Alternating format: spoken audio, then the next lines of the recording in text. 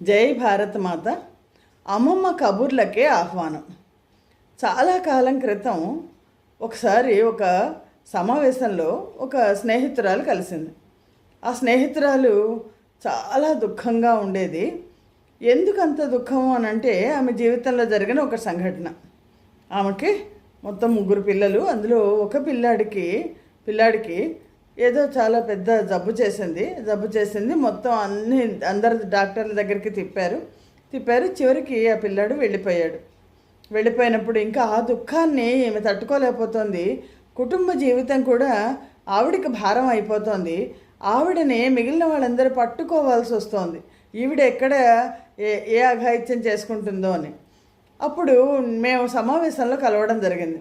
కలిసినప్పుడు నా స్నేహితురాలు చెప్పింది, ఇలా నా స్నేహితురాలు ఆవిడ చాలా దుఃఖంలో ఉంది అని అంటే నేను చాలా కాలం క్రితం చదివిన కథ, అందరూ చదివి ఉంటారు బహుశా, ఆ కథను ఒకదాన్ని చెప్పాను. దుఃఖం నుంచి బయటికి ఎలా రావాలి అని. అలాంటి దుఃఖం నుంచి బయటికి రావడానికి మన సంస్కృతిలో ఉన్న ఒక కథ. ఈ కథని అందరికీ చెప్దామని అనుకుంటున్నాను. రుణానుబంధం అంటే ఏంటి అంటే, రుణానుబంధ రూపేణ పశుపత్ని శృతాలయ అంటారు కదా. పశువులైనా, భార్య అయినా, పిల్లలైనా, మిగిలిన జనం అయినా సరే రుణానుబంధం నుంచే వస్తారు అని. ఈ రుణానుబంధం నుంచి వచ్చే ఒక కథ చాలా కాలం క్రితం, బహుశా చిన్నప్పుడు చందమామలోనూ బాలమిత్రలోనూ చదివి ఉంటాను నేను. కానీ నన్ను చాలా ప్రభావితం చేసిన కథ అది. అందులో ఒక మామూలు ఒక మహర్షి ఉంటారు, ఒక ఋషీశ్వరుడు. ఆ ఋషీశ్వరుడు భార్య, ఆయన తపస్సు చేసుకుంటూ ఉంటాడు. ఈ భార్య ఆయనకు కావాల్సినవన్నీ కూడా సమకూర్చి పెడుతుంటుంది. చాలా కాలం ఇలా గడుస్తుంది. కానీ వాళ్ళకి పిల్లలు ఉండరు. ఎంతసేపు దైవభక్తిలో ఉంటే అప్పుడు ఈ చుట్టుపక్కల ఉన్న వాళ్ళందరూ, సాధారణంగా ఆడవాళ్ళకే కదా ఈ సమస్యలన్నీ కూడా, చుట్టుపక్కల ఉన్న వాళ్ళందరూ అంటారు, నీ భర్త అందరికీ కూడా సహాయం చేస్తుంటారు, ఎవరికి ఏది కావాలన్నా ఆయన వరం ఇస్తే ఆయన మాట అంటే అయిపోతుంది, మీరెందుకు పిల్లలు కావాలన్నా నువ్వెందుకు అడగవు అని అంటే ఆవిడ వెళ్ళి భర్తని, మనకి అందరికీ పిల్లలు ఉంటున్నారు, మనకెందుకు పిల్లలు లేరు అని అంటే ఆయన ఏమన్నారంటే, మనకి పెద్ద రుణాలు ఏమీ లేవు, కిందటి జన్మలో కూడా మనం తపస్సు చేసుకున్నాం, ఈ జన్మలో కూడా తపస్సు కొనసాగిస్తున్నాం, అందుకని రుణాలు ఏమీ లేవు, రుణాలు ఏమన్నా ఉంటే బయట నుంచి వచ్చి వెళ్ళిపోతున్నారు, పిల్లలుగా పుట్టట్లేదు అని అంటే, అలా కాదు, నాకు పిల్లలు కావాలని కోరిక ఉంది అని అంటే ఆయన ఒకసారి ఆలోచించి, సరేలే నీకు ఈసారి ఒక పిల్లాడు పుడతాడు అని చెప్పారు. కొన్నాళ్ళు అయింది, ఓ ఏడాది అయ్యేసరికి ఆవిడ ప్రెగ్నెంట్ అయింది. ఒక పిల్లాడు పుట్టాడు అని ఆనందంగా తీసుకెళ్ళి భర్తకు చూపించింది, ఇదిగో మన పిల్లాడు అని అంటే ఆయన పిల్లాడి వైపు కాస్త తీక్షణంగా చూసి ఆయనకి దగ్గర ఉన్న డబ్బుల్లో ₹1 పావలాన్ని తీసి ఆ పిల్లాడి చేతిలో పెట్టి కాస్త నీళ్లు పోసేసరికి ఆ పిల్లాడు కాస్త మరణిస్తే గొల్లుమంది ఆవిడ, ఇదేంటి పుట్టాడు లేక పుట్టాడు, ఇంత బాగున్నాడు పిల్లాడు మరణించాడు అంటే, వాడికి మనకి ఉన్న సంబంధం ఏంటంటే ₹1 పావలా సంబంధం అంతే. ఈ ₹1 పావలా అంత మనం దగ్గర నుంచి తీసుకోగానే వాడు వెళ్ళిపోతాడు, ఎలాగో వెళ్ళిపోయేవాడు, ముందే ₹1 పావలా ఇచ్చేస్తే సరిపోతుందని ఇచ్చేసాను నేను అంటారని. తర్వాత మళ్ళీ కొంతకాలానికి ఆవిడ గర్భవతి అవుతుంది, మళ్ళీ పిల్లాడు పుడితే ఈసారి ఆయన ఏం చేస్తారంటే, ఓ ₹101 అతని చేతిలో పెట్టేసి నీళ్ళు పోసేస్తాడు పిల్లాడి చేతిలో.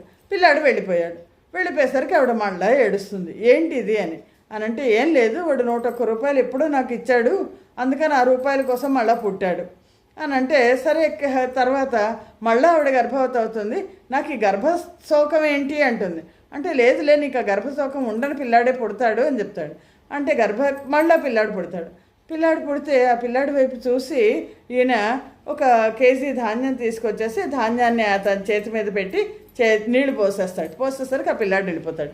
ఇదేంటి అంటే, ఈ పిల్లాడు పెరిగి వాడు అన్నం తినడం మొదలెట్టి కిలో ధాన్యం అంతా కూడా తినేదాకా వాడు నీ దగ్గర ఉంటాడు, అందుకని ఇది నీ రుణమే, నీ రుణాన్ని నేను తీర్చాను, వాడు వెళ్ళిపోయాడు. ఆవిడ బాధపడుతుంది, లేదు, ఈసారి నువ్వు రుణపడి ఉన్నవాడు కాకుండా నీకు రుణపడిన వాడు పుడతాడులే అంటాడు అని అంటే, తర్వాత మళ్ళీ గర్భవతి అవుతుంది, పిల్లాడు పుడతాడు. పిల్లాడిని భర్తకు చూపించడానికి భయపడితే భర్త నవ్వంటాడు, లేదు, వీడు నీ దగ్గర పెరుగుతాడు, వీడు ఎందుకంటే వీడికి మనం రుణపడలేము, వీడు మనకి రుణపడి ఉన్నాడు, అందుకని ఈ పిల్లాడికి విజయుడని పేరు పెట్టుకో, పెట్టుకో, నువ్వు పెంచుకో, చాలా చక్కగా పెంచుకో. కానీ వాడి దగ్గర నుంచి నువ్వు ఎట్టి కోసానా ఏ పరిస్థితిలోనూ ఏ డబ్బులు తీసుకోకు. ఎందుకంటే వాడు 5,000 వరహాలు నీకు బాకీ. ఆ 5,000 వరహాల బాకీ తీర్చడం కోసం ఈ జన్మలో పుట్టాడు. వాడి చేతి నుంచి మాత్రం నువ్వు డబ్బులు తీసుకోకుండా అని అంటే ఆవిడ చక్కగా పెంచుకుంటుంది. చాలా చక్కగా పెరుగుతాడు పిల్లాడు. ఎంత బుద్ధిమంతుడు అంటే పెరుగుతాడు. అన్ని విద్యల్లోనూ ఆరితేరుతాడు. అన్ని విద్యల్లో ఆరితేరాక ఈ తపస్సులు చేసుకోవడం మీద వాడికి ఇష్టం ఉండదు. ఎంతసేపు యుద్ధ విద్యల మీద ఇష్టం ఉంటుంది. యుద్ధ విద్యలన్నీ నేర్చుకుంటాడు. నేర్చుకున్నాక అమ్మ నేను వెళ్ళి రాజుగారి దగ్గర, రాజుగారు ఇది చేస్తున్నారట, అందరినీ సైన్యంలోకి మనుషుల్ని తీసుకోవడానికి ఆయన పరీక్షలు పెడుతున్నారట, నేను వెళ్ళి ఆ పరీక్షల్లో నిలబడతాను అంటాడు. నాయన మంచిది నాయన, నువ్వు వెళ్ళిరా అంటుంది ఆవిడ. వెళ్ళిరా అంటే భార్యాభర్త ఇద్దరు పంపిస్తారు. వాడు బాగా పెద్దవాడయ్యాడు, 20 ఏళ్ళ వాడయ్యాడు. వాడు ఈ రాజుగారి పెట్టే పరీక్షల కోసం వెళ్తే ప్రతి పరీక్షలోనూ అంటే గుర్రపు స్వారీ కానీ, కత్తిసాము కానీ, కర్రసాము కానీ అన్నిట్లోనూ వీడే గెలుస్తుంటాడు. గెలిచి ఏ స్థాయికి వెళ్తాడంటే వాడు సైన్యాధిపతి ఉంటాడు అక్కడ.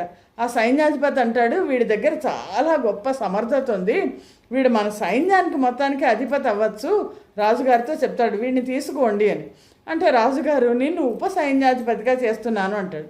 అని అంటే వీడు నమస్కారం చేసి చాలా సంతోషించేసి నేనైతే ఒకసారి నా తల్లి తండ్రి అరణ్యంలో ఉన్నారు, వాళ్ళు తపస్సు చేసుకునే ఒక ఆశ్రమంలో ఉన్నారు, నేను వెళ్ళి వాళ్ళకి చెప్పేసి వస్తాను అంటాడు. అంటే నీ తల్లిగారిని చాలా నువ్వు ఇన్ని పరీక్షల్లో బాగా ప్రయోజకుడు అయ్యావు, నీ తల్లిగారికి ఏదైనా ఇయ్యి అని వెంటనే రాజుగారు ఏం చేస్తారంటే ఒక 5,000 వరహాలని ఓ సంచిలో వాడికి ఇప్పించి మీ తల్లిగారికి ఇచ్చిరా అంటాడు.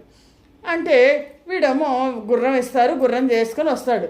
వచ్చేసి వాడి ఆహారం మారిపోతుంది, ఆహార్యం మారిపోతుంది, అంతా చాలా బాగుంటాడు. అని వచ్చేసరికి తల్లి చాలా సంతోషించి చాలా మంచిది నాయన, నువ్వు చక్కగా ఉద్యోగం చేసుకో, ఇంకా ఆవిడకి ఆ కోరిక తీరింది, పిల్లాడిని పెంచుకోవడం అనే కోరిక తీరింది, ఉద్యోగం చేసుకో ఉంటుంది.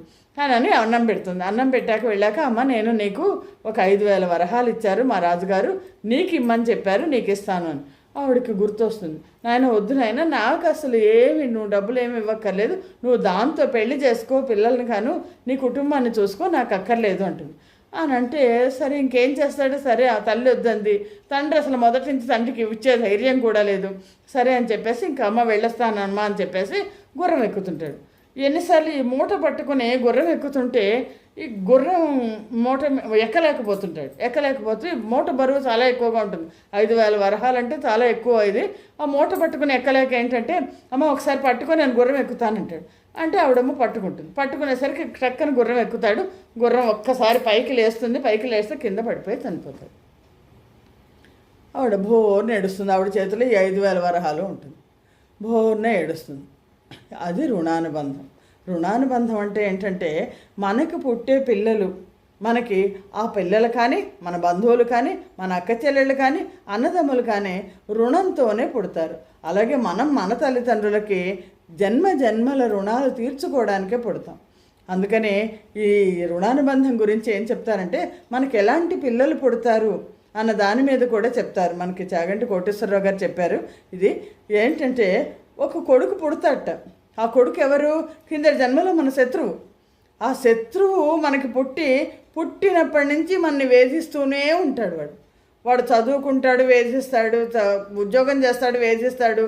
తల్లిదండ్రులని పుట్టినప్పటి నుంచి తల్లిదండ్రుల చివరిదాకా వాడు తిడుతూనే ఉంటాడు. కింద జన్మలో శత్రువు వాడు. ఆ శత్రుత్వం తీర్చుకోవడానికి పుడతాడు.